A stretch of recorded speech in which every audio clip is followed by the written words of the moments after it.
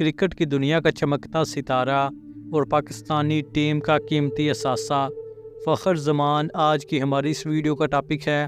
آج ہم آپ کو اس کی زندگی کے متعلق بتائیں گے، تو چلیں ویڈیو کا آغاز کرتے ہیں۔ پیارے دوستو، آپ سے گزارش ہے کہ ویڈیو کو لائک کر دیں اور چینل کو سبسکرائب کر دیں۔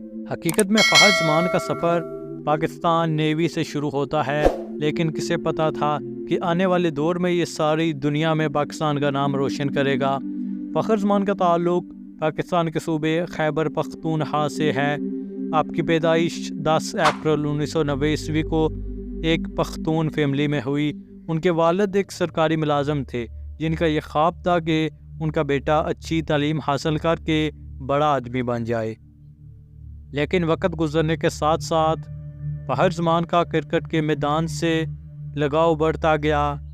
یہ بات اس کے والد کو بالکل بھی پسند نہ تھی، لیکن اس کے باوجود بھی فخر زمان نے کرکٹ کھیلنا جاری رکھا۔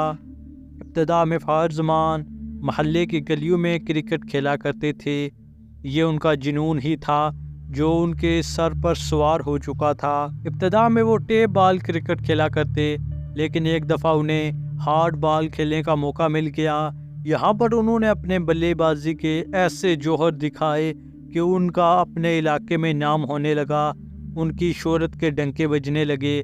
اب ان کا کرکٹ کے میدان سے لگاؤ مزید بڑھ چکا تھا۔ اس کے بعد وقت بدلا اور 2007 میں فخر زمان نے پاکستان نیوی کو جوائن کر لیا۔ پاکستان نیوی میں بھی انہوں نے کرکٹ کھیلنے کے خواب کو زندہ رکھا۔ وہ محنت کرتا گیا اور ایک دن اس کے کوچ نے اس سے پروفیشنل کرکٹ کھیلنے کا مشورہ دیا۔ اب فخر زمان کرکٹ کے میدانوں میں نظر آنے لگے۔ یہ ان کا جنون ہی تھا جو کہ انہیں شہرت کی بلندیوں پر پہنچانے والا تھا۔ اب فخر زمان کرکٹ کے میدان میں اپنا مقام پانے کے لیے پرجوش تھے۔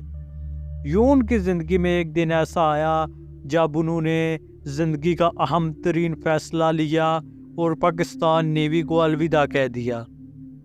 ان کی زندگی کا یہ فیصلہ وقتی طور پر تو سب کے لیے چونکا دینے والا تھا، خاص کر ان کے والد کے لیے یہ چیز تکلیف دہ تھی، لیکن فخر نے پورے حوصلے کے ساتھ اپنے قدم کرکٹ کے میدان میں بڑھائے۔ اب وہ ڈومیسٹک کرکٹ کھیل رہے تھے اور اپنا خواب پورا کرنے کے لیے بھرپور محنت کر رہے تھے۔ قائد اعظم ٹرافی میں بھی انہوں نے حصہ لیا، جو کہ ان کے لیے مفید ثابت ہوا۔ اس کے بعد 2017 میں فخر زمان کو پاکستان سپر لیگ میں لاہور قلندر کی طرف سے کھیلنے کا موقع ملا۔ اب یہاں سے ان کا وقت عروج شروع ہوتا ہے جو انہیں پوری دنیا میں پہچان دے کر گیا۔ وہ دل و جان سے کھیلتے اور بہت سارے لوگوں کو انہوں نے اپنا گرویدہ بنا لیا تھا۔ اس کے بعد پاکستان ہیڈ کوچ کی نظر فخر زمان پر پڑی اور انہوں نے فخر کو پاکستانی ٹیم میں لانے کا ارادہ کر لیا۔ آج کے دور میں فخر زمان پاکستانی ٹیم کی ریڑھ کی ہڈی سمجھے جاتے ہیں۔